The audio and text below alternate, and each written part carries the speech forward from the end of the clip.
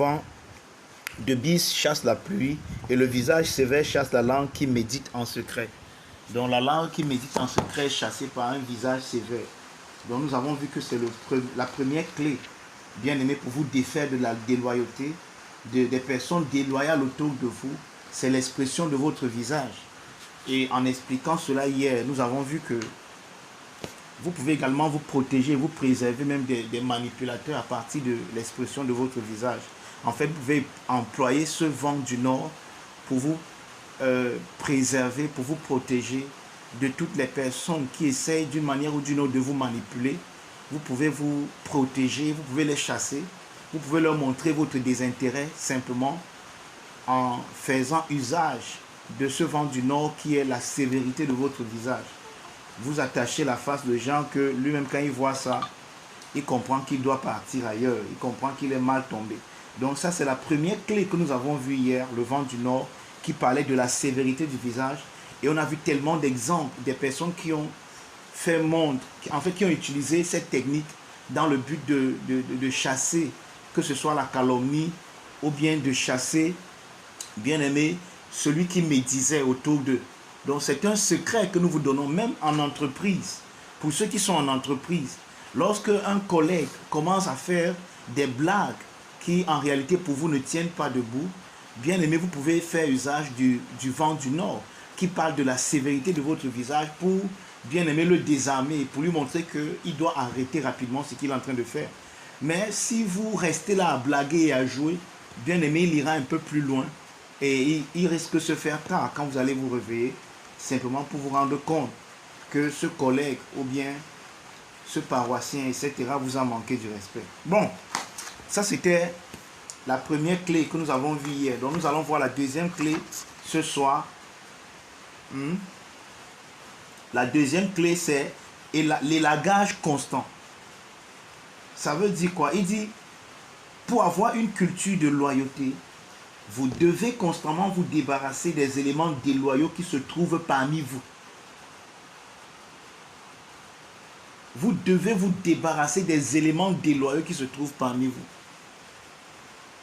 Je suis convaincu que personne ne doit rester dans une église s'il n'en a pas envie.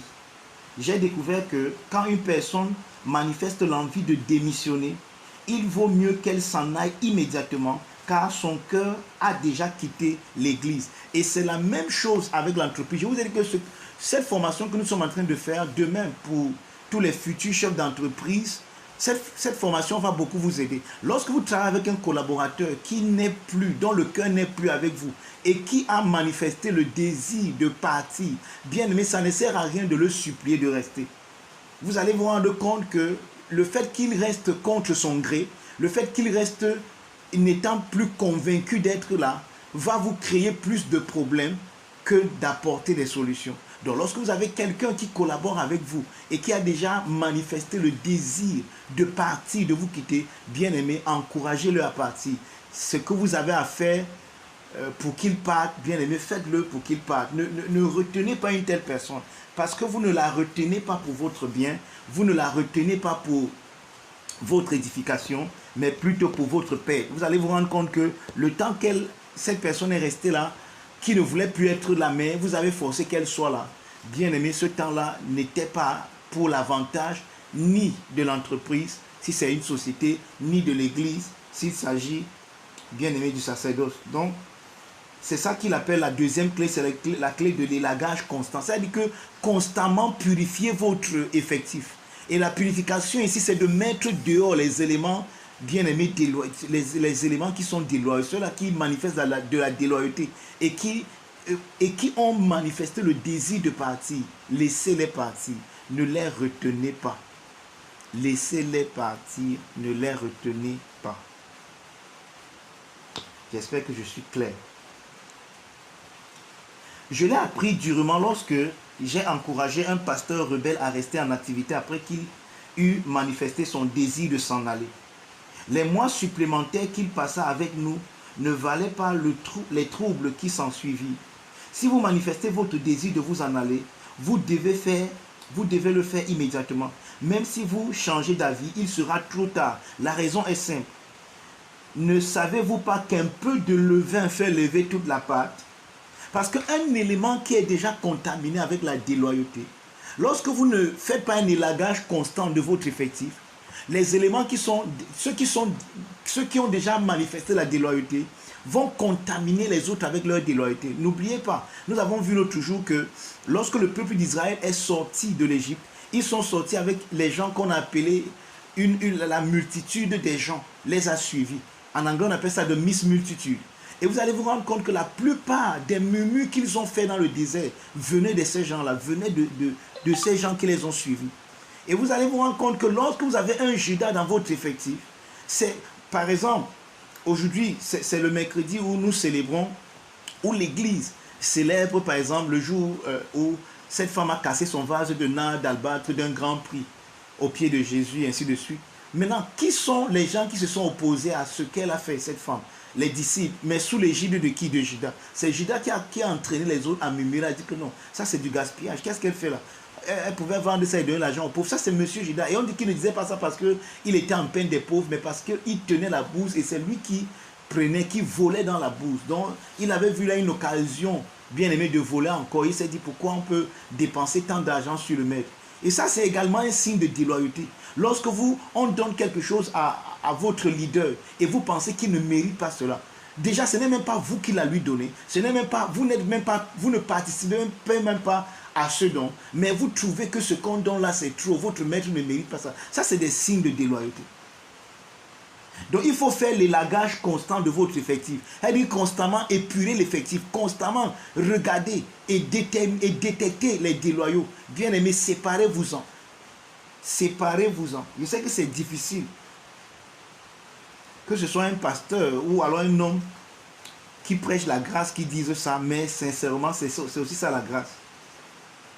Vous voyez, Jean-Marc, qui après a été utile à Paul, lorsque un moment, son oncle, Barnabas a voulu aller avec lui, Paul s'en est opposé. Il a dit, nous ne partons pas, je crois que c'était leur deuxième voyage missionnaire.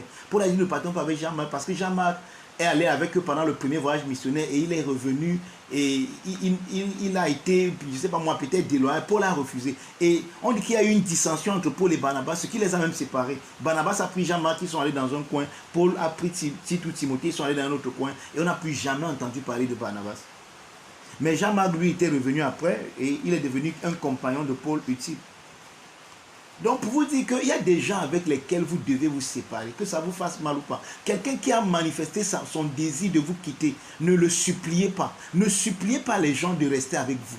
Ne suppliez pas. Il faut que les gens qui restent avec vous sachent pourquoi ils sont avec vous. Il faut que les gens qui sont avec vous sachent là où vous partez. Il faut que les gens qui sont avec vous soient pleinement convaincus pour qu'ils donnent le meilleur d'eux-mêmes, pour que le rendement soit une plus-value et non quelque chose qui diminue la société, qui diminue l'entreprise et qui diminue les efforts que vous êtes en train de faire. Bien aimé, les gens qui sont là doivent être convaincus. Ils doivent savoir que je suis au meilleur endroit, au bon moment. Ils doivent apprécier leur présence auprès de vous. Ceux qui ne l'apprécient pas, vous les mettez dehors, vous les chassez. N'ayons pas peur des mots. Paul dit dans 1 Corinthiens 5, verset 6 que ne savez-vous pas qu'un peu de levain fait lever toute la pâte? Il faut juste un peu de levain pour que la pâte soit levée. Il ne faut pas beaucoup de levain. Donc, une personne contaminée par la déloyauté va amener les autres à être contaminés également comme elle. Alors, qu'est-ce que vous faites d'une telle personne? Vous vous en débarrassez pour protéger les autres. Et vous savez, c'est une technique même qu'on fait, c'est une thérapie même qu'on fait. Vous voyez, lorsque votre corps a contracté des cellules cancéreuses, et je vous ai expliqué comment les cellules font pour devenir cancéreuses. C'est lorsqu'elles s'isolent de tout le système du corps, elles commencent à devenir cancéreuses. Lorsque votre corps commence à développer un cancer, qu'est-ce qu'on fait? Pour que le cancer n'affecte pas tout le corps et n'atteigne pas les endroits où on peut plus vous aider, alors on impute, si c'est au bras, on impute l'endroit où il y a le cancer. Donc on vous sépare d'un bras pour sauver le reste du corps. On coupe un bras pour sauver. C'est-à-dire qu'on ne veut pas que tout le corps soit affecté par le cancer. Alors on vous sépare d'un bras, on vous sépare d'un pied dans le but de sauver, bien aimé, le reste du corps. C'est de ça qu'il s'agit. Je ne sais pas si vous me comprenez un peu. Donc ici, je me sépare de l'élément déloyal afin que sa déloyauté n'affecte pas la loyauté des autres.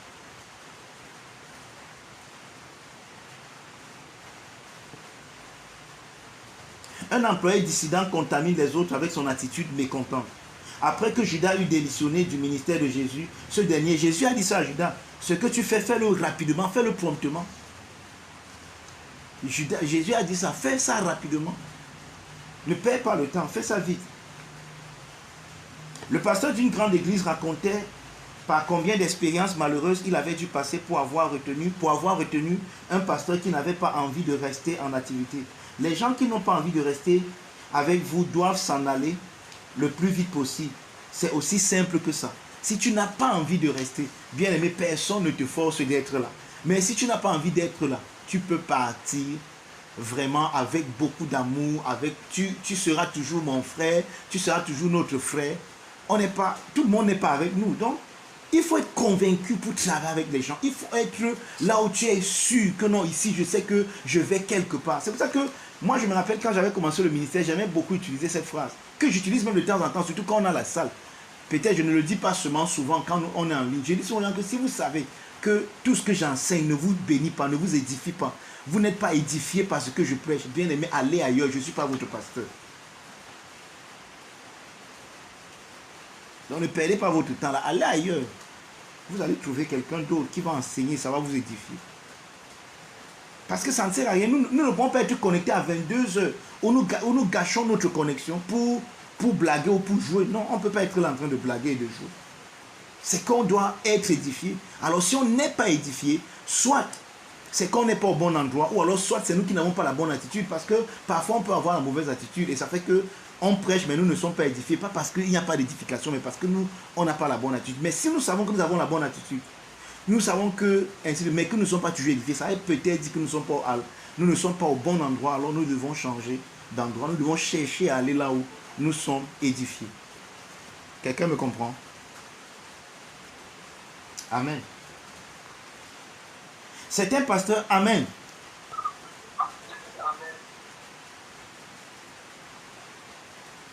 Certains pasteurs sont si maux qu'ils ne se débarrassent pas ouvertement des éléments rebelles. Je me souviens du témoignage d'un pasteur diplômé de l'école biblique d'une église dotée d'une culture de déloyauté. Il disait, il est évident que le doyen et les enseignants de cette école biblique avaient très peu confiance en leur propre église. Ils avaient rarement quelque chose de bon à dire sur leur propre église. Ce pasteur a dit quelque chose que j'avais trouvé extraordinaire. Il a dit, chaque fois qu'il allait trouver un exemple pour illustrer quelque chose de négatif, il utilisait leur propre église. Il a poursuivi un jour où on suivait un cours sur l'administration de la gestion. L'enseignant a dit, vous voyez cette église et son pasteur bien sûr, est l'exemple d'une église dotée d'une mauvaise administration et gestion. Que croyez-vous que les étudiants pouvaient penser du pasteur principal chaque fois qu'il enseignait à l'école biblique? De telles personnes doivent être extraites du système.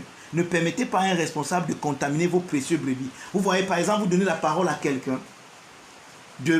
Par exemple, vous invitez un de vos amis de venir prêcher à l'église avec vous. Et lui vient plutôt contaminer les brebis avec des esprits. Et lorsque je parle d'esprit, je parle de mentalité, de déloyauté. Bien aimé, vous devez arrêter une telle chose rapidement et remettre les dés à leur place, remettre les points sur les i. C'est très important.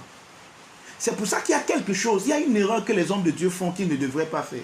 Avant d'inviter un homme de Dieu et de lui donner ton pupitre, de le laisser prêcher, parler aux gens que tu enseignes, tu dois te rassurer que cet homme de Dieu coule dans la même révélation que toi. Parce que ce qu'il dit, puisque c'est toi qui l'as invité, ce qu'il dit, les brebis le reçoivent parce qu'il est l'invité de notre papa, parce qu'il est l'invité du leader. Alors on se dit que he is what hearing. What hearing, ça veut dire qu'il est digne de confiance. On peut s'ouvrir à lui parce que c'est papa qui l'a invité. Papa ne peut pas inviter un serpent de venir nous mordre. Alors si papa a invité un homme, certainement, c'est parce que cet homme a des choses à nous dire. Alors nous disons amen à ce qu'il dit. Or, lui, il est en train de dire des choses qui sont contraires à ce que tu as enseigné à tes brebis. Donc ne mets pas tes brebis, bien aimé, ne soumets pas tes brebis à la tentation. Parce que ça, c'est les soumettre à la tentation. En amenant quelqu'un qui va enseigner quelque chose qui est contraire à ce que toi tu as enseigné. Ils vont se poser une question, à quoi? Qu'est-ce qu'il faut donc que je croie? Je crois ce que papa nous a dit, ou bien je crois ce que le type est en train de nous dire. Et si parfois ils ne sont pas assez grands pour discerner, bien aimé, certains d'entre eux vont comprendre, vont suivre ce que ce ton ami ou bien ce ton invité en train de dire, surtout que depuis longtemps, il ne comprenait pas bien ce que toi tu prêchais. Alors ils vont dire amen à ce que ton invité est en train de dire. Et c'est comme ça qu'ils seront détournés. Ils seront double-minded.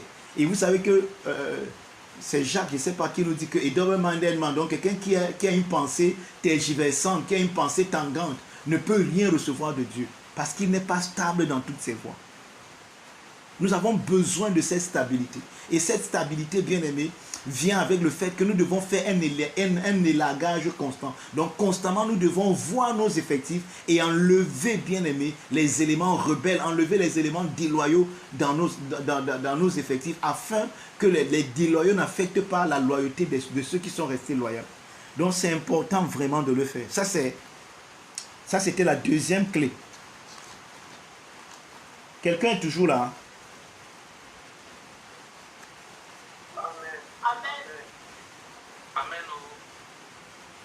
Ok. Nous allons prendre la troisième clé. Et j'aime beaucoup cette clé.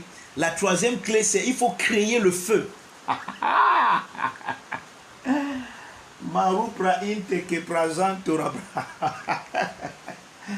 Oh, j'aime tellement cette clé. Il faut créer le feu. Toi, le leader, tu dois créer le feu. C'est quoi créer le feu? Allons dans Actes chapitre 28. Acte 28. Évelise n'est pas là ce soir, apparemment. Et Espérance ne peut pas lire. Ok. Acte 28. Je vais me débrouiller à lire. Je vais lire à partir du verset 1. On dit, après avoir été sauvés, nous reconnûmes que l'île s'appelait Malte. Donc ils étaient à l'île de Malte. Les barbares nous témoignaient une bienveillance peu commune. Ils nous recueillirent tous auprès d'un grand feu qu'ils avaient allumé parce que la pluie tombait et qu'il faisait grand froid. Un peu comme à Douala ce soir, il pleut. Paul ayant ramassé un tas de broussailles et l'ayant mis au feu, une vipère en sortit par l'effet de la chaleur et s'attacha à sa main. N'oubliez pas, la vipère est sortie par l'effet de la chaleur. Donc, la clé, c'est de créer le feu, c'est que toute vipère qui a l'air d'être une brindille, que tu veux jeter, que tu veux utiliser pour te réchauffer, toute vipère qui a l'air d'être un collaborateur, quand tu mets cette personne au feu, quand tu crées le feu, la chaleur du feu va révéler quelle est sa nature. C'est là. Et vous voyez, ce que nous sommes en train de voir ici, Paul le dit dans 1 Corinthiens, 1 Corinthiens chapitre 3. Allons là-bas un peu. À partir du verset 10. Et si quelqu'un peut lire parmi vous, ça me plairait tellement. 1 Corinthiens 3 à partir du verset 10. Je lis donc. Ok, maman Muriel, merci. 1 Corinthiens 3 à partir du verset 3, il est écrit. 10. Selon la grâce de Dieu. 1 Corinthiens 3 à partir du verset 10. Allons-y, maman, lis. C'était ça. Selon la grâce de Dieu qui m'a été donnée. Oui. Poser le fondement comme un sage architecte. Et un autre bâti dessus. Oui. Mais que chacun prenne garde à la manière dont il bâtit dessus. Oui. Car personne ne peut poser un autre fondement que celui qui a été posé, savoir Jésus-Christ. Or, si quelqu'un bâtit sur ce fondement avec de l'or, de l'argent, des pierres précieuses, du bois, du foin, du chaux, l'œuvre de chacun sera manifestée. L'œuvre de chacun sera manifestée. L'œuvre de chacun sera manifestée. La chaleur permet de manifester l'œuvre de chacun parce que parfois, ce que nous manifestons n'est pas notre œuvre. Parfois, nous manifestons ce que les autres doivent voir de nous. Ou bien les feuilles, la couverture. Nous essayons d'être hypocrites. Vous voyez, Jésus dit que Il dit qu'ils viennent à vous comme en vêtements de brebis, mais à l'intérieur, ce sont des loups. Donc, le feu permet de brûler toutes les couvertures afin de révéler, bien aimé, la supercherie qui est parfois dans le cœur des gens. Continue, maman, c'est pas fini. L'œuvre de chacun sera manifestée, car le jour la fera connaître, parce qu'elle se révélera où? Dans le feu. L'œuvre de chacun sera révélée dans le feu. Dans le feu. Et le feu éprouvera ce qu'est l'œuvre de chacun. Le feu éprouvera ce qu'est l'œuvre. C'est bon, maman, arrête-toi d'abord. Le feu éprouvera l'œuvre de chacun. Le feu va éprouver ton œuvre. Le feu va manifester la vraie nature de ton œuvre. Est-ce que c'est avec le bois? Est-ce que c'est avec le foin? Est-ce que c'est avec le chaume? Est-ce que c'est avec les pierres précieuses que tu as bâti? Comment est-ce que tu bâtis? Quels sont les motifs qui t'amènent à bâtir? Oui, quelqu'un peut cacher pendant un moment, pendant un temps. Il y a un adage qui dit que tu peux tromper le peuple pendant un temps, mais tu ne peux pas tromper le peuple tout le temps. C'est là. Oui, et tout à l'heure, il va donner les clés. Il va donner les clés de ce feu. Parfois, le feu là, parfois, c'est juste le temps. C'est pour ça que Paul dit quelque part, je crois à son protégé Timothée, de ne pas imposer les mains à quelqu'un avec précipitation. Et cette imposition des mains, c'est dans le but de l'ordonner. N'ordonnez pas les gens avec précipitation, parce que parfois, avec le temps, vous saurez quelles sont les dispositions d'une personne. Donc parfois le feu, si c'est le feu du temps, parfois c'est le feu des épreuves. Quand vous passez par des moments difficiles et vous vivez avec des gens, vous voyez leur attitude. Est-ce qu'ils collaborent avec vous? Est-ce qu'ils sont encore, est-ce qu'ils vous restent loyaux? Est-ce qu'ils restent dans la loyauté ou bien ils deviennent déloyaux? Tout ça, ça montre. Lorsque vous passez par des difficultés, ce n'est pas toujours quand tout est rose. C'est ça la chaleur. Donc vous devez créer la chaleur. En d'autres mots, vous devez éprouver parfois les gens avec qui vous travaillez. Vous devez les tester. Pour savoir à quel niveau ils sont. Dans la vision, à quel niveau ils sont. Dans la révélation, à quel niveau ils sont. Dans leur marche chrétienne, à quel niveau ils sont. Dans la croissance, à quel niveau ils sont. Dans le ministère, à quel niveau ils sont. Vous devez les tester.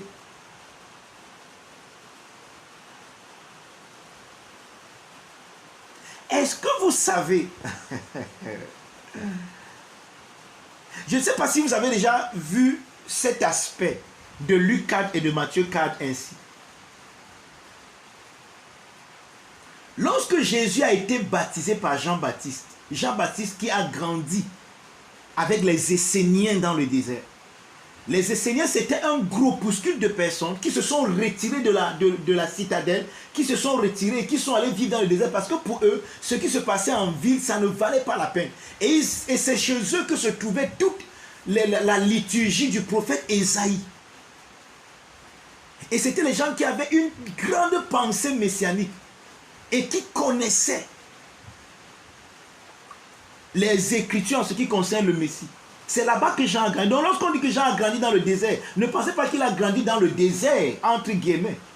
Le désert de Sahara. Non, Jean a grandi dans le désert chez les Esséniens. Jean était un Essénien. Jean le baptiseur était un Essénien. Et quand il introduit, quand il initie Jésus par le baptême, Jésus est parti, a été conduit, est parti au désert pour être tenté. Et là-bas, le mot là-bas, Jésus a été éprouvé pendant 40 jours. Donc, ne pensez pas que Jésus était là-bas dans le désert, il était seul. C'est pour ça que j'ai dit que je ne sais pas si vous avez déjà vu cet aspect de Matthieu 4 et de Luc 4. Jésus dans le désert, on nous dit que les anges le servaient. Les messagers le servaient. Parce que Jésus était en train d'être tenté, Jésus était en train d'être éprouvé. Et quand Jésus sort de là après cette épreuve, on se rend compte que oui, il est habile, il repart à Nazareth. C'est comme ça qu'il entre maintenant dans les prérogatives de son ministère messianique. Donc l'épreuve est quelque chose d'important et d'intéressant. Vous devez éprouver, vous devez tester la qualité. Il y a ça dans je ne sais pas si c'est dans le bâtiment ou bien c'est dans les sociétés industrielles. On teste la qualité du produit, la qualité de ce que vous achetez ou bien de ce que vous vendez, ainsi de suite. Vous devez faire le test de qualité. Savoir la qualité des gens qui marchent avec vous. Savoir connaître leurs qualités, leurs défauts. Savoir un peu jusqu'où ils peuvent aller. Connaître.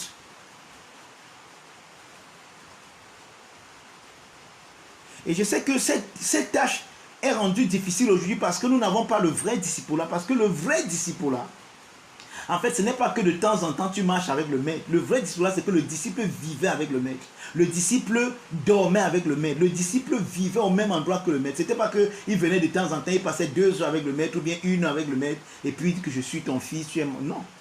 Le disciple vivait avec le maître. Mais nous, parfois, nous n'avons pas ça aujourd'hui. Donc, le feu, c'est ça, bien aimé. Et Paul parle de ça ici. Verset 14, maman Muriel.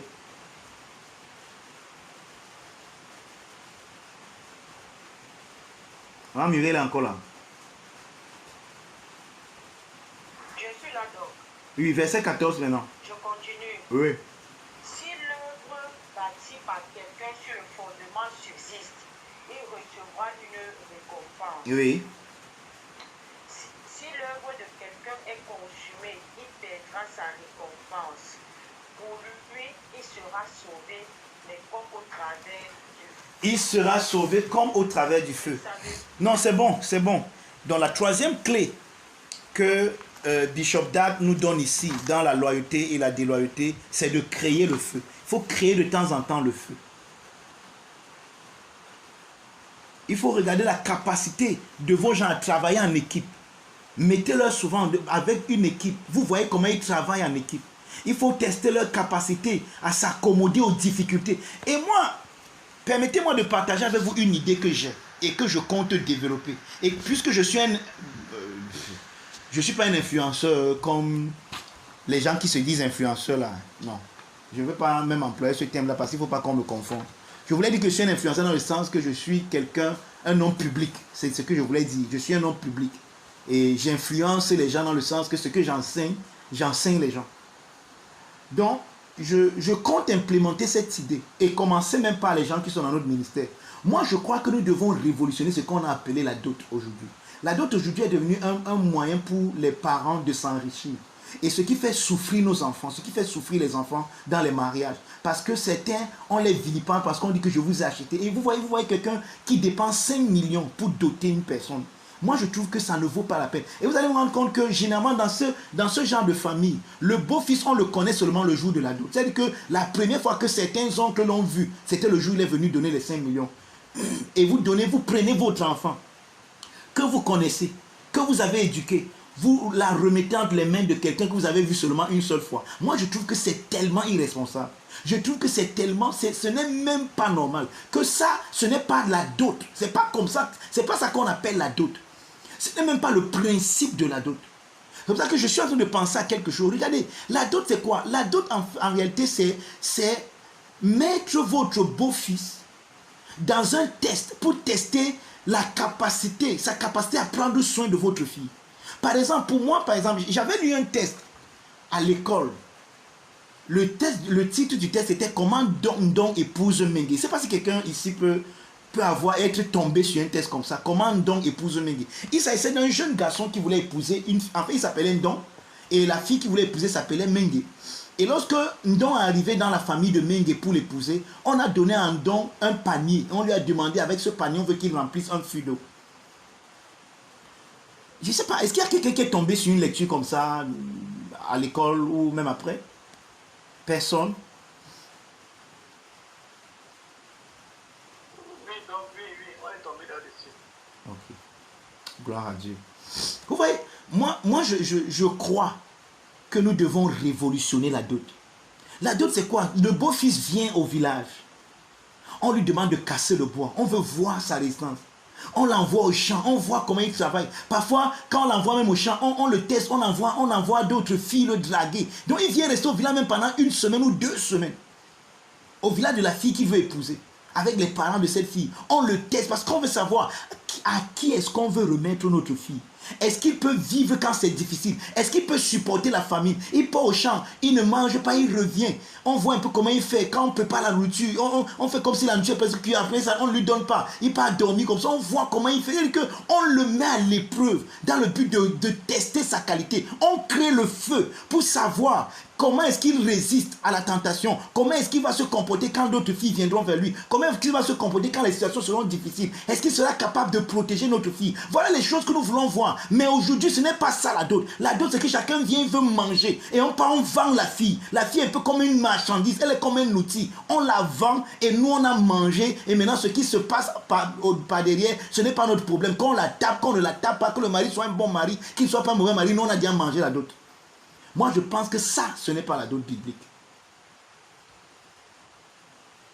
Et que ça peut changer avec nous.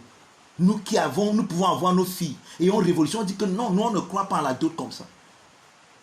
Mais ce n'est pas un paiement, on ne te paye pas pour ce que... On ne peut pas te payer pour tout ce que tu as dépensé sur ton enfant. Mais certaines personnes font comme si... C'est-à-dire que comme si le fait d'avoir éduqué leur enfant, d'avoir dépensé sur leur enfant, c'était un investissement. Et celui qui va venir rembourser l'investissement, c'est le supposé mari. Non. Allez voir comment nos filles souffrent dans les foyers comme ça. Elles n'ont pas parole. Hey, tais-toi, je t'ai acheté. Ne tente même pas, tes parents ne peuvent pas me rembourser ce que j'ai dépensé. Donc ne tente même pas de bavarder. Et maintenant, ce n'est plus le mariage qu'elle vit. Elle vit un contrat où elle est obligée de travailler l'argent de la dot qu'on a donné à ses parents. Elle est obligée de se comporter d'une certaine manière parce qu'on l'a acheté.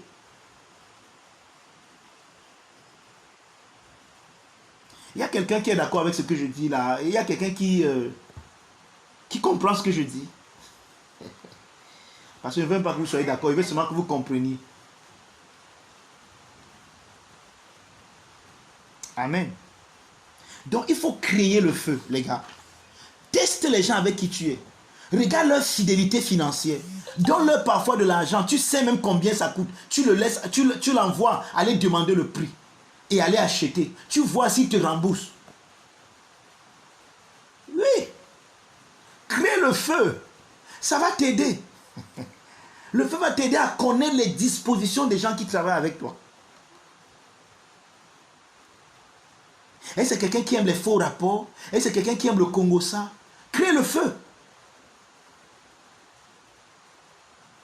Commence même comme ça par inadvertance à parler de quelqu'un dont tu vois comment il se comporte. Crée le feu.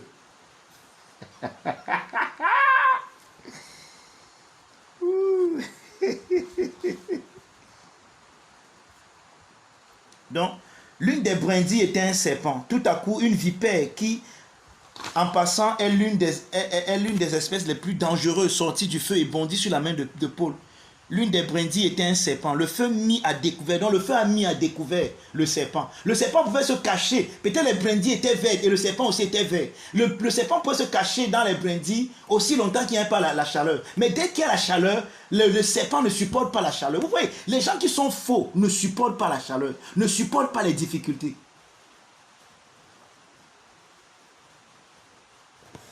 Quelqu'un a écrit un commentaire, je n'arrive pas à lire ce qu'il a écrit. Maman Madeleine. S'il vous plaît, nous devons être des personnes loyales et non des personnes loyales en utilisant parfois le vent du Nord. Toutes mes excuses pour la prière d'ouverture. Je rentrais d'une réunion. Bon, moi je ne comprends pas ce que maman dit. Je ne sais pas si quelqu'un comprend. Ce n'est pas une question, certainement c'est un commentaire. Ceux qui comprennent ont compris. Amen, vous comprenez ça? Vous devez créer la chaleur. Même pour connaître vos enfants. Tester, ce n'est pas mauvais. Éprouvez souvent vos enfants dans le but de savoir quelles sont les dispositions de leur cœur. Vous savez pourquoi? Parce que vous n'avez pas la capacité, si vous n'êtes pas encore futé pour lire parfois pour les connaître d'une certaine manière, alors essayez de les mettez le feu, créez le feu pour savoir parfois parfois il y a des gens qui sont surnois, il y a des gens qui sont cachotières, il y a des gens qui sont des introvertis. Moi-même je suis un. Alors parfois il faut créer le feu pour que toutes les qualités serpentines des gens sortent. Regardez par exemple, lorsque vous lisez une conversation comme celle que Jésus a eue avec les Juifs dans Jean chapitre 8. Maman Muller, tu peux aller là-bas. Jean chapitre 8. Vous allez voir comment Jésus a créé le feu.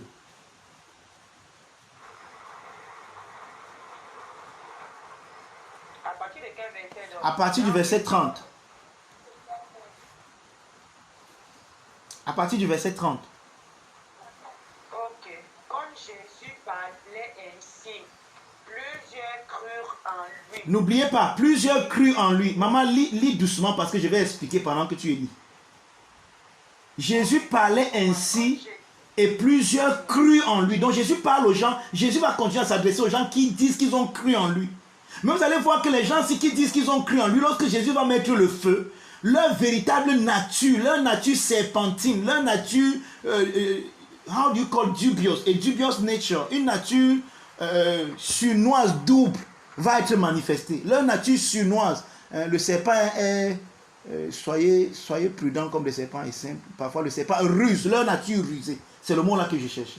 Leur nature rusée va être dévoilée et manifestée. Oui, Jésus parle ici aux gens qui ont cru en lui. En fait, ils disent avoir cru en lui. Mais vous allez voir comment ces gens-ci qui ont cru en lui, suivons la suite de la conversation. Continue, maman. Et il dit aux Juifs qui avaient cru en lui, si vous demeurez dans ma parole, vous êtes vraiment mes disciples. Vous connaîtrez la vérité et la vérité vous affranchira. Ils lui répondirent, nous sommes la postérité d'Abraham et nous ne fûmes jamais esclaves de personne. Comment dis-tu, vous deviendrez libres? Je continue donc. Continue, maman. En vérité, je vous le dis, leur répliqua Jésus, quiconque se livre au péché est esclave du péché. Or, l'esclave ne demeure pas toujours dans la maison. Le Fils y demeure toujours. Oui. Si donc le Fils vous affranchit, vous serez... Laisse-moi lire, maman. Si donc le Fils vous affranchit, vous serez réellement libre. Je sais que vous êtes la postérité d'Abraham, mais vous cherchez à me faire mourir parce que ma parole ne pénètre pas en vous. Je dis ce que j'ai vu chez mon Père et vous faites ce que vous avez entendu de la part de votre Père. Vous voyez que Jésus commence à créer la séparation. On dit qu'il s'adresse aux gens qui ont cru en lui. Je ne sais pas si vous avez remarqué ça. Jésus s'adresse aux gens qui ont cru en lui. Ne faites pas attention aux gens qui disent croire en vous. Mettez le feu, vous verrez vraiment si ces gens croient en vous. Mettez le feu, mettez la chaleur. Oui, tout le monde peut croire en vous quand tout est rose. Tout le monde peut faire semblant de croire en vous quand tout va bien. Mais quand il y a la chaleur, bien aimé, la véritable, les motifs des gens vont être... Il y a des gens qui disent qu'ils croient en vous peut-être à cause de ce qu'ils peuvent avoir, à cause de ce qu'ils peuvent gagner, à cause de votre réputation, à cause de votre estime. Il y a des gens qui s'attachent aux autres, qui sont comme des sangsues. Je marche avec toi parce qu'avec toi, je peux gagner quelque chose. Mais dès que je ne peux plus rien recevoir de toi, dès que je ne peux plus rien sucer de toi, je ne marche plus avec toi. C'est un peu comme Proverbe dit. Mange et bois te dira-t-il, mais son cœur n'est pas avec toi. De telles personnes qui vont te dire une chose, mais qui n'est pas dans leur cœur, il faut créer la chaleur pour que le vrai motif de leur cœur soit manifesté. Voilà les gens qui ont cru en lui. Il leur parle maintenant d'un autre père. Il lui répondit, notre père c'est Abraham. Jésus leur dit, si vous étiez les enfants d'Abraham, vous feriez les œuvres d'Abraham. Mais maintenant vous cherchez à me faire mourir. Moi qui vous ai dit la vérité que j'ai entendue de Dieu. Cela Abraham ne l'aurait pas fait. Vous faites les œuvres de votre père. Et il lui dit, nous ne sommes pas des enfants illégitimes. Nous avons un seul père, Dieu. Vous savez pourquoi ils disent nous ne sommes pas des enfants illégitimes? Parce qu'ici Jésus, ils sentent que Jésus les a mis en déroute et ils disent à Jésus qu'en fait, ils sont un peu en train de dire à Jésus que toi tu es un enfant, on ne connaît même pas toi-même qui est même ton père, tu parles même de père depuis là. Qui est même toi-même ton père, tu es même illégitime, tu es le supposé fils de Joseph. Nous on est des fils légitimes. Jésus leur dit, si Dieu était votre père, vous m'aimeriez car c'est de lui que je suis sorti et que je viens. Je ne suis pas venu de moi-même, c'est lui qui m'a envoyé. Pourquoi ne comprenez-vous pas mon langage? Parce que vous ne pouvez écouter ma parole. Vous avez pour père le diable et vous voulez accomplir les désirs de votre père. Il a été meurtrier dès le commencement et il ne se tient pas dans la vérité parce qu'il n'y a pas de vérité en lui. Lorsqu'il profère le mensonge, il parle de son propre fond car il est menteur et le père du mensonge. Vous voyez, voilà les gens qui ont cru en lui. Mais aujourd'hui, Jésus est en train de leur dire, de leur donner leur véritable origine. Vous êtes des enfants du diable. Oui, maintenant, dès que Jésus a fait la même chose dans un autre épisode de sa vie, où il a commencé à dire aux gens Les paroles comme celui qui mange ma chair et qui boit mon sang à la vie éternelle. Et on dit qu'à cause de ces paroles, les autres trouvaient ça tellement dur et les gens sont partis. Donc à cause de ça, on dit que plusieurs ne le suivirent plus, d'autres s'en allaient. Vous savez ce que Jésus a fait? Ah, boy! Jésus a profité de ça pour allumer le feu. Ah, il s'est tourné vers les deux. Il dit que vous faites quoi ici? Vous ne partez pas aussi, pourquoi? Allez, suivez ces gens qui partaient. C'est là où Pierre sort. Pierre dit que Seigneur, à qui d'autres irons-nous? C'est toi qui as les paroles de la vie éternelle. Regardez, les mêmes paroles que les autres qualifient de trop dures, qui ne peuvent pas suivre. Ceux qui marchent, ceux qui ont compris la vision, disent que ce sont les paroles de la vie éternelle. À qui d'autres irons-nous? Donc, aussi longtemps que les gens qui marchent avec toi, qui marchent, qui travaillent avec toi, ont d'autres options. Ils ne peuvent pas être loyaux. Ces personnes ne seront pas loyales. S'ils ont d'autres options, ils iront là-bas. Parce que c'est des gens qui cherchent les intérêts. Si l'intérêt de l'autre côté est plus élevé que ce que toi tu les donnes, ils iront là-bas. Ils te laisseront. Ils ne sont pas là de tout cœur. De telles personnes, c'est pas toi-en. Tu n'en as pas besoin. Je sais que Amen ont voyagé. Pardon, qu'ils reviennent vite. Amen, revenez là où vous êtes. Je vais vous entendre. Est-ce que quelqu'un me comprend?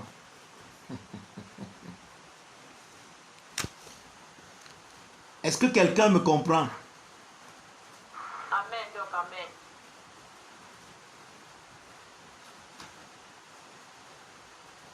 Créez le feu. Amen. Créez le feu de temps en temps. Jésus se tourne et dit que vous ne partez pas. Vous faites quoi ici? Il dit que Seigneur, à qui d'autres irons-nous? C'est toi qui as les paroles de la vie éternelle. Nous, on ne bouge pas d'ici. Il dit que nous avons compris, nous avons connu que tu es sorti de Dieu. Quelqu'un peut me trouver le passage là? C'est dans Jean 6, n'est-ce pas? C'est dans Jean 6, je crois. Mais dans quel verset alors? C'est ça le truc.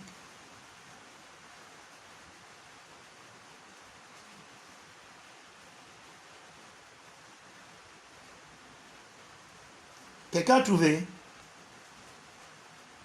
Les docteurs là.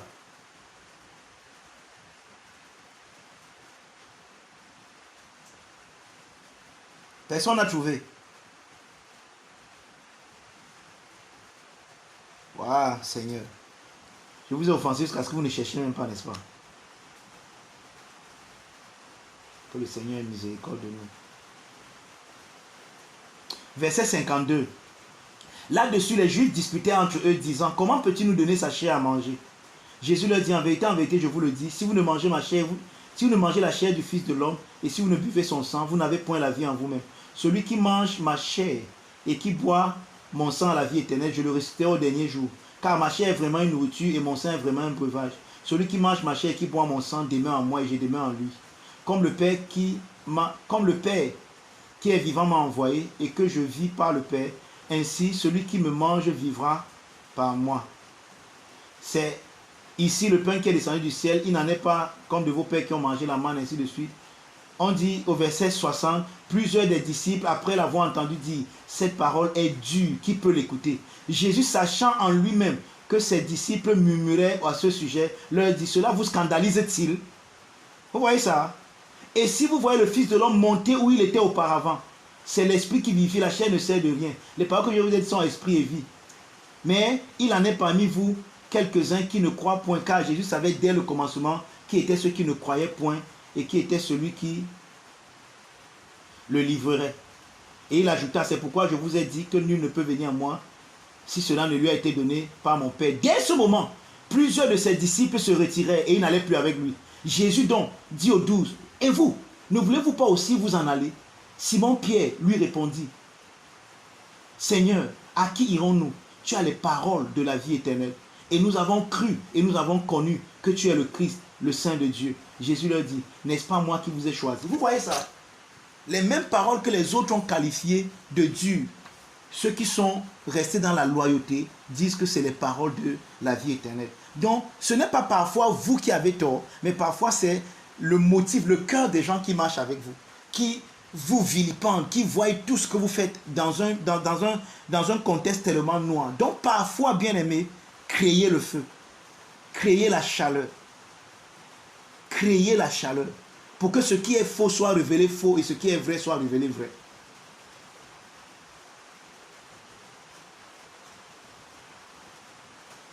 Maintenant, il dit ici, de quel feu suis-je en train de parler? Le feu du temps est un exemple de ce qui met à découvert la nature de serpent de certaines personnes. Parfois, c'est le temps. Il faut tester, il faut laisser les gens parfois. C'est pour ça que Paul dit de ne pas prendre un nouveau converti pour le mettre dans le leadership. Parfois, il faut laisser le temps. Vous voyez, les gens, au début, là, viennent avec le zèle. Mais parfois, ils ne perdent pas. Parfois, avec le temps, le zèle, là, diminue. Et les véritables motifs, ou bien, je ne sais pas moi, le temps rattrape ces gens. Il y a un passage biblique qui dit que les péchés des uns, parfois, peuvent cacher, mais avec le temps, ça se révèle. Il y a un passage biblique que j'ai paraphrasé qui dit quelque chose comme ça. C'est dans les moments difficiles et les épreuves que l'on découvre la véritable nature des gens.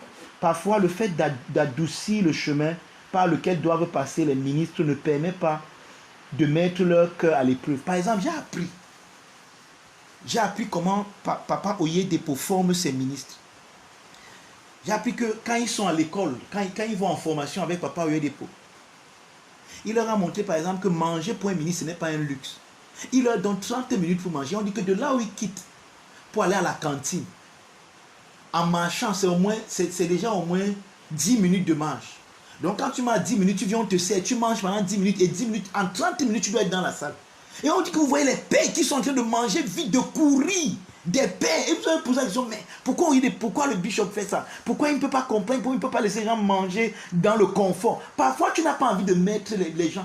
Quand tu formes les gens, regardez un peu par exemple, prenons, puisque l'apôtre Paul compare, ou bien le symbole qu'il donne dans le ministère, c'est le symbole des militaires.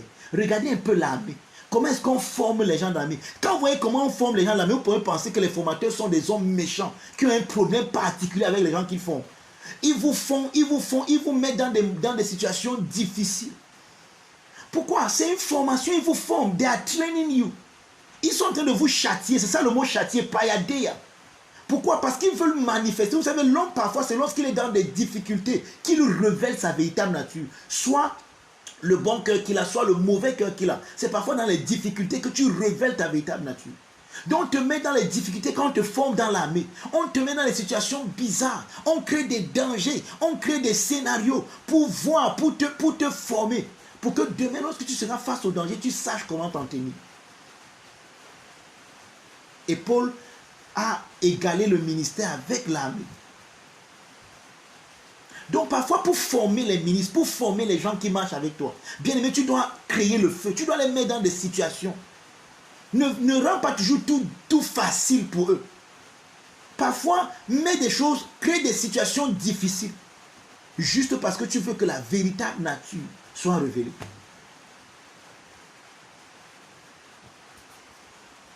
Donc c'est dans des moments difficiles et les épreuves que l'on découvre la véritable nature des gens. Parfois, le fait d'adoucir le chemin par lequel doivent passer les ministres ne permet pas de mettre leur cœur à l'épreuve. Jésus a souffert de la méchanceté des personnes qui l'entouraient au cours de son ministère. Nous aussi, nous devons souffrir. Et la souffrance permet de connaître la véritable nature des gens. Ne cédez pas à la pression de promouvoir des gens.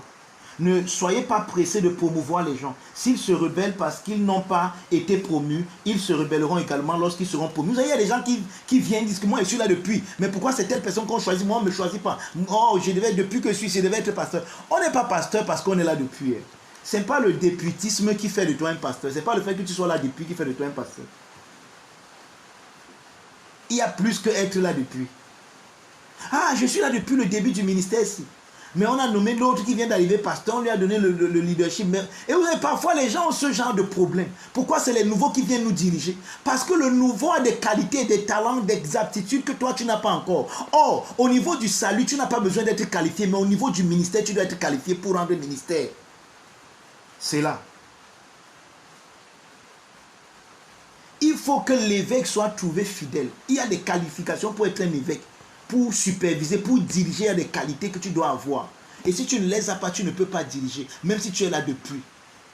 Paul a dit, vous qui depuis longtemps deviez être des maîtres. Il y a un qui depuis longtemps, il ne maîtrise toujours pas. Vous deviez maîtriser. Avec le temps qui est passé, tu devais être un maître. Mais tu es toujours là, un épi, un nain. Mais tu veux diriger les gens parce que tu es là depuis. Non, ce n'est pas une question d'être là depuis. Ce n'est pas le députisme. Ce n'est pas la députologie ici. Non. Tu peux être là depuis, mais ton depuis là ne sert à rien. Tu es un bébé. Tu ne maîtrises rien. Alors, bien aimé, tu ne peux pas diriger. Il y a des gens qui se rebellent. Non, moi je suis là depuis, on met l'autre, on ne me met pas pourquoi. Le nouveau arrive, c'est toujours qu'on met. Et vous savez, ce que cet homme dit ici, j'aime ça, il dit que s'ils se rebellent parce qu'ils n'ont pas été promus, ils se rebelleront également lorsqu'ils seront promus. Ne cédez pas à la pression de promouvoir les gens parce qu'ils vous ont mis la pression. Non.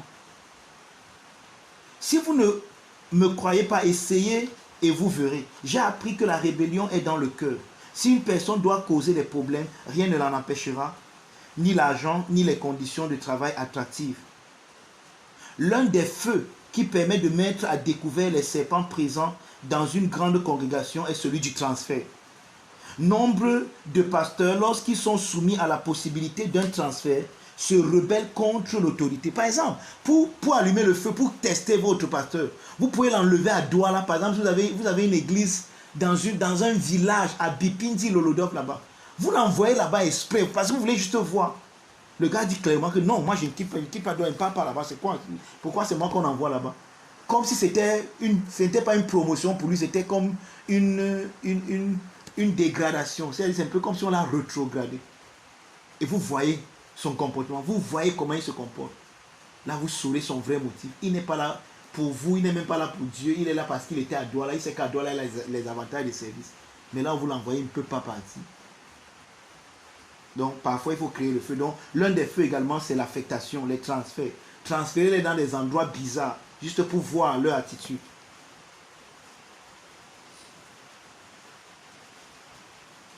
Pourquoi vous rebellez contre votre transfert? Avez-vous obéi à l'appel de Dieu à la condition de vivre dans une vie riche? La réaction d'une personne par rapport à un transfert en dit long sur son caractère.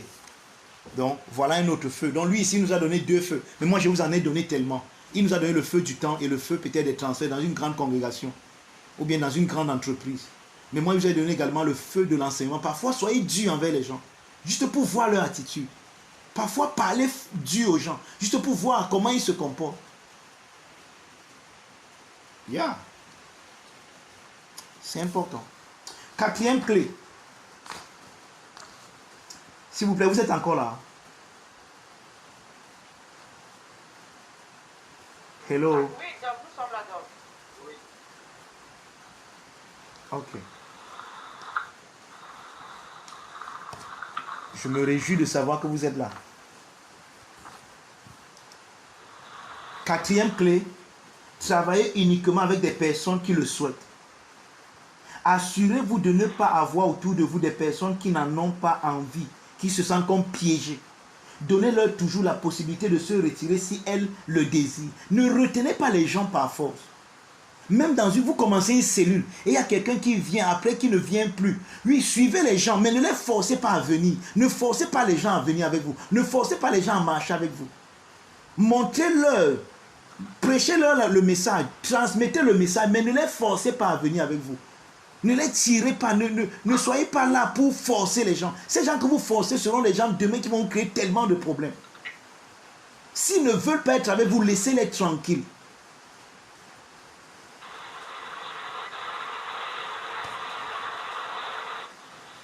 Qui a ouvert son micro? Pardon, fermez vos micros s'il vous plaît. Une chose que vous ne devez pas avoir, c'est quelqu'un qui a envie de s'en aller, mais qui, pour des raisons financières ou autres, se sent obligé de rester au sein de votre organisation. Il a envie de partir, mais il ne veut pas partir. Oui, c'est pour ça qu'aujourd'hui, pourquoi le travail, pourquoi dans les sociétés, il y a une telle médiocrité? C'est parce que la plupart des gens qui travaillent dans les entreprises n'y travaillent que pour une seule raison, l'argent. Ils travaillent pour le salaire, c'est pour ça que regardez comment ils accueillent les gens. Vous êtes déjà allé dans les services au Cameroun? Même à l'hôpital, les services aussi sensibles comme l'hôpital, l'enseignement, les gens qui enseignent, allez parler un peu à la maîtresse ou bien au maître ou bien au professeur de votre enfant. À regarder comment vous êtes accueillis là-bas. Avec une telle désinvolture, allez à l'hôpital. Regardez comment on vous accueille. C'est l'argent qu'on met devant. Dans des sociétés aussi, dans des services aussi sensibles, où on devait d'abord regarder à la vie de la personne, à la vie du malade. Mais c'est l'argent qui met devant. Parfois, vous voyez quelqu'un, il est en train de peindre dans la nyandi, il est en train de s'occuper de ses ongles, en train de faire les commentaires de son collègue. Vous êtes en train de souffrir. Vous avez juste besoin qu'on prenne soin de vous. Mais elle est en train de faire les commentaires. Et quand vous voulez même l'interrompre, hé, pardon, tu n'as pas... Attends un peu. C'est même quoi? Pourquoi attendre? Vous connaissez la douleur qu'il a? Prenez soin de lui, c'est pour ça que vous êtes là. Pourquoi on a une telle médiocrité, les bien-aimés? Simplement parce que les gens sont là pour de l'argent. Ils ne sont pas là où ils aiment. Ils n'aiment pas ce travail. Tout ce qui le motive là, c'est le salaire de la fin du mois. S'ils trouvaient mieux ailleurs, ils iraient. D'autres abandonnent même leur poste pour voyager, pour aller à l'étranger, chercher une vie meilleure. Parce que c'est ça qui les intéresse. Ils ne sont pas à un endroit qu'ils aiment. Ils n'aiment pas ce qu'ils font. Tout ce qui les motive là-bas, c'est l'argent. N'allez jamais, ne faites jamais un emploi où le seul motif que vous avez, c'est l'argent. Vous êtes en train de vous détruire, de détruire votre vie.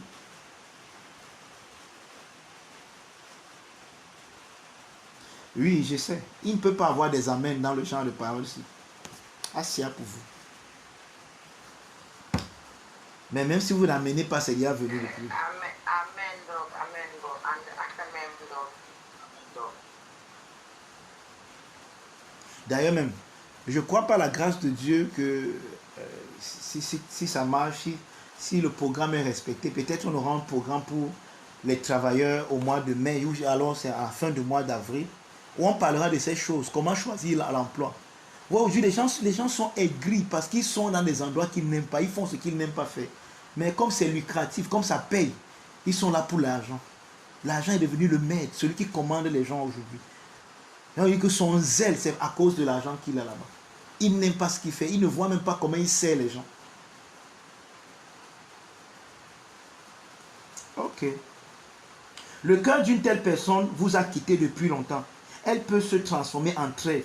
Donnez-lui la possibilité de se retirer pacifiquement. Il n'y a rien de tel que de travailler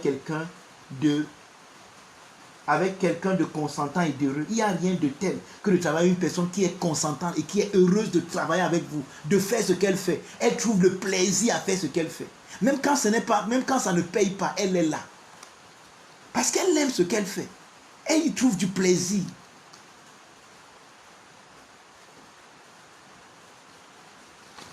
Amen. Est-ce que quelqu'un peut dire Amen, s'il vous plaît?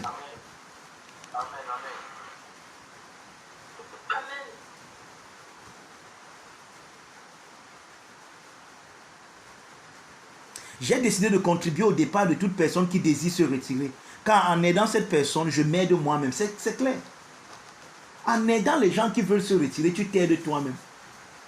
Comment rester avec quelqu'un qui ne veut pas être avec toi? C'est le même... Excusez-moi de dévier un peu, c'est la même chose. Ne forcez pas quelqu'un à vous aimer.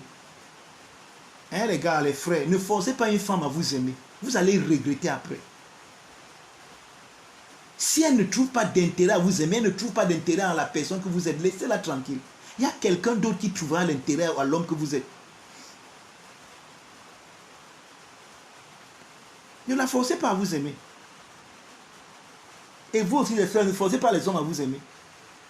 S'il ne t'aime pas, laisse-le tomber. Quelqu'un d'autre t'aimera. Ouais, le genre de mariage forcé là. À la fin, ça ne marche toujours pas. Pourquoi? Parce que c'était forcé. L'homme n'est pas consentant, la femme n'est pas consentante. Vous faites donc quoi là? On s'est retrouvé comme ça par Lazare. Que le même Lazare vous sépare. Cinquième et dernière clé. Enseigner contre la déloyauté. C'est ce que nous sommes en train de faire ce soir. Il faut donner des enseignements. Pourquoi? Parce que certaines personnes sont déloyales mais ne s'en rendent même pas compte. Parfois, c'est même pas ignorance. Elles ne savent même pas. C'est comme ça, c'est que les yeux s'ouvrent. Hey! Waouh, je vois tel domaine dans ma vie. Ouais, il faut que je rectifie ça vite. Donc, c'était la déloyauté. Ah, je ne savais pas. Il est très important d'enseigner constamment sur la loyauté et la déloyauté. La plupart des gens ignorent comment évolue le processus de la déloyauté. Autrement dit, beaucoup de rebelles ne se rendent pas compte de ce qu'ils font. Un enseignement constant évitera aux gens de prendre part, sans le savoir, à des activités perfides. Quiconque souhaite bâtir une grande église doit constamment enseigner la fidélité, la loyauté, la déloyauté. Personne ne naît avec les mots fidélité et loyauté inscrits sur son front. Tout ministre aura droit à sa part de tentation de devenir déloyal. Vos responsables développeront une culture de loyauté si vous leur enseignez constamment. Donc constamment, il faut avoir des moments d'enseigner la loyauté à tes gens. Et c'est pour ça que vous avez vu, nous sommes arrêtés pour enseigner, bien aimé, cette loyauté et cette déloyauté pendant ces temps-ci. Parce que c'est important pour vous de savoir, pendant que nous avançons et que nous évoluons, voici comment on se comporte, voici comment on travaille ensemble, voici comment on fait. Bien aimé, le Congo, ça n'aide pas, le commérage n'aide pas. Et toutes ces choses vont même vous aider, même dans... Je vous ai dit que cette formation, en réalité, va vous aider même en entreprise demain. Pour ceux qui ne travaillent pas encore, ou peut-être vous êtes un entrepreneur, vous aurez une entreprise demain, ça va vous aider comment gérer le staff, comment gérer vos gens, comment comprendre les gens, comment éprouver les gens, ainsi de suite, ainsi de suite. Donc, nous allons nous arrêter là ce soir. Il est 23h16, normalement on a jusqu'à 23h30. Donc, j'ai un peu de temps pour prendre une ou deux questions s'il y en a. S'il n'y en a pas, on va prier, on va clôturer, vous allez aller vous reposer pour demain matin.